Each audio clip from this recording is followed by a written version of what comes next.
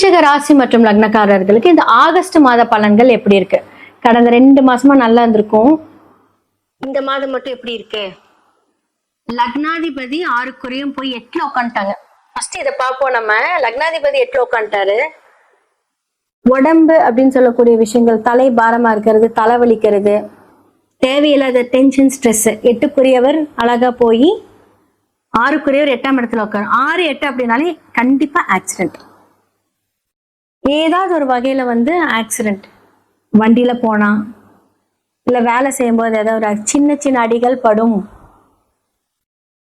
ஆனா அது பெருசா இழப்புகளை கொடுக்குமான்னு கேட்டா கிடையாது. ஆனா விரயங்களை கொடுக்கும். பார்த்துக்கோங்க. செலவுகள் கண்டிப்பா நடக்கும்.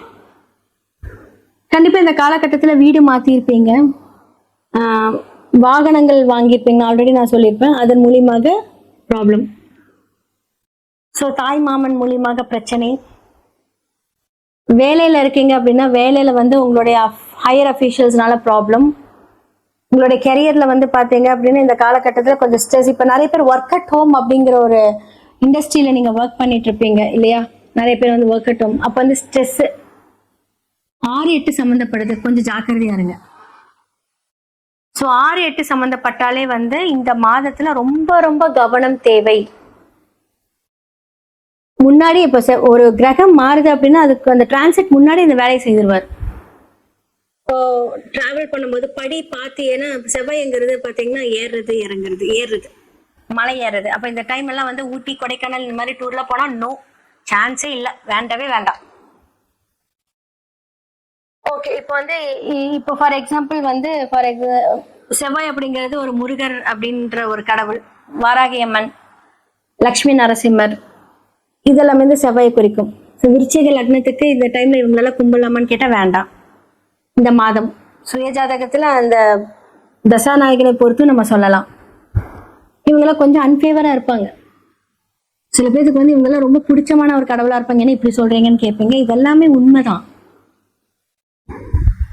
அப்ப புதன் யாரோட வீடு? அங்க பெருமாள் தானே. ஸோ புதன் அங்க செவ்வாய் இருக்கும்போது வாகனங்கள் மூலியமா டிராவல் பண்ணும்போது ஏதாவது ஒரு தடங்கள், வேண்டாம் வராதிங்க, இதெல்லாமே ஏதாவது ஒரு ஒரு ஒரு காம்பினேஷன் இதெல்லாமே நடக்கும். நான் எக்ஸாம்பிள் தான் சொல்றேன். ஆனா இதெல்லாமே இந்த மாதிரியான விஷயங்கள் இப்போ உங்களுடைய வாழ்க்கையில் இந்த மாதத்தில் நடக்கும்.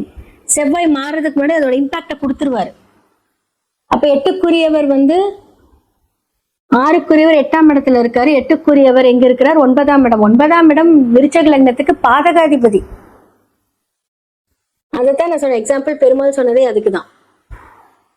நம்ம நிறைய சொல்லுவோம். யாரெல்லாம் பாத்தீங்கன்னா திருப்பதி போலாம் வேண்டாம், இந்த மாதிரி நிறைய இருக்கு. ஸோ இந்த காம்பினேஷன் இங்க குறிக்கும். யாராவது இந்த காலகட்டத்தில் நீங்க பிளான் பண்றீங்க அப்படின்னா இதுல கொஞ்சம் கேன்சல் பண்ணிக்கோங்க. ஏன்னா 5ஆம் இடத்துல சனி பகவான் உங்களுக்கு வக்கர நிலையில இருக்காரு.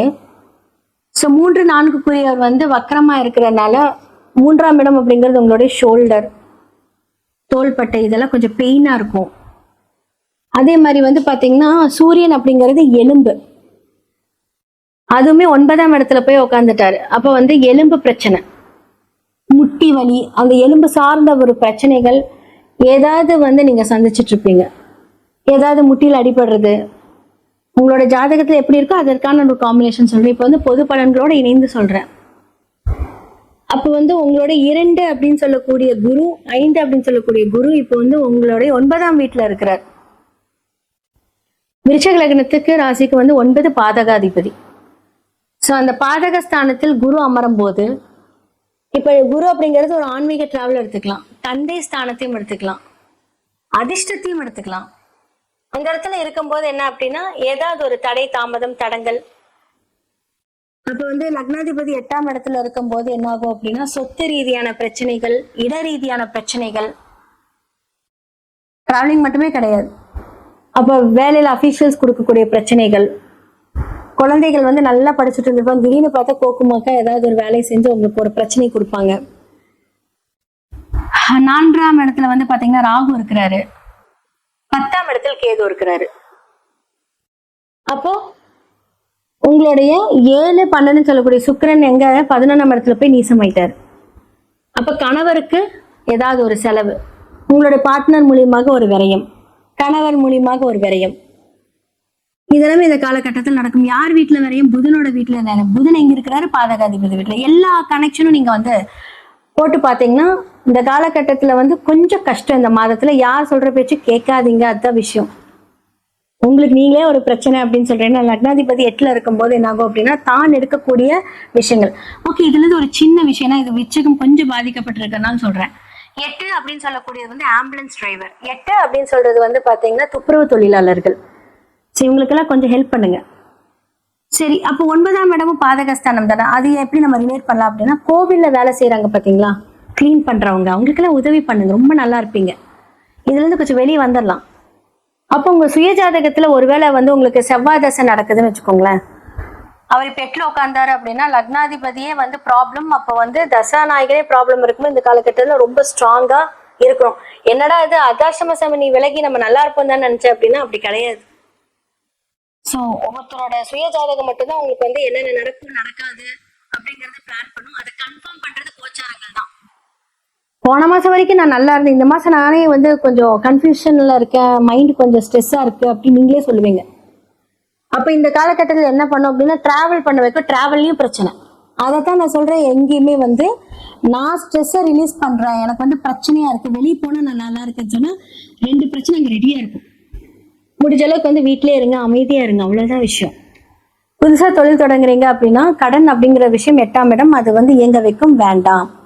அப்ப செவ்வாய் அந்த இடத்துல இருக்கும்போது என்னாகும் அப்படின்னா ஏதாவது நிலம், வீடு போன்ற டாக்குமெண்ட்ஸை பிளச் பண்ணி கடன் வாங்க வைக்கக்கூடிய சூழ்நிலை வரும். ஒரு மாதம் தான் அமைதியா இருங்க. செவ்வாய் மாறினதுக்கு அப்புறம் டிஃப்ரெண்டா இருக்கும். அடுத்த செவ்வாய் எங்க பாதகாதிபதி. அப்ப இந்த ஒரு மாதமே நான் சொல்றது ஆகஸ்ட் ஃபுல்லா செப்டம்பர் மிடில் வரைக்குமே கொஞ்சம் ஜாக்கிரதையா இருங்கன்னு தான் நான் சொல்லுவேன். நீங்க எல்லாம் வேலைக்கு போறீங்க அப்படின்னா என்ன சொல்றது, இப்போ 7 மணிக்கு முடிக்கக்கூடிய வேலை வந்து 11 மணி வரைக்கும் அப்படியே ப்ரொலாங் பண்ணிட்டு உங்களுக்கு ஒரு ஸ்ட்ரெஸ் கொடுக்கும். பட் ஓகே, வீட்லயே இருந்து அந்த ஸ்ட்ரெஸ் அனுபவிங்க, வெளியே போகாதீங்க. ஸோ உங்களுடைய பார்ட்னர்ஸ் கிட்ட வந்து ப்ராப்ளம் விரயங்கள் வருது அப்படின்னா முடிஞ்ச அளவுக்கு வந்து அதை தவிர்க்க பாருங்க. பிரச்சனை பண்றாங்கன்னா அமைதியா இருங்க, அப்புறம் பேசிக்கலாம். ஏதாவது ஒன்று சொல்றாங்க அப்புறம் பேசிக்கலாம் அப்படின்னு அந்த விஷயத்தை தள்ளி போட்டுருங்க. இல்லை நான் பேசுவேன் அப்படின்னா செவ்வாய் எங்க ஆரம்பிச்சிருவார், 8ஆம் இடம் எங்க ஆரம்பிச்சிடும். 8 அப்படிங்கிறது வம்பு வழக்கு, போலீஸ் ஸ்டேஷன், பிரச்சனை, இதெல்லாம் எங்க ஆரம்பிச்சிடும். இதெல்லாம் நமக்கு தேவையில்லாத செலவுகளை கொடுக்கும். ஸோ விதியை மதியால் வெல்லணும். அப்போ இவ்வளோ பிரச்சனை இருக்குன்னா நம்ம மீதியா இருந்துட்டோம் அப்படின்னா அந்த பிரச்சனையை கடந்து செல்லலாம். நான் சொன்ன மாதிரி இந்த ஹெல்ப் எல்லாம் பண்ணீங்கன்னா சரியாயிடும். ஜாக்கிரதையா இருங்க, கொஞ்சம் பார்த்து முடிவு பண்ணுங்க.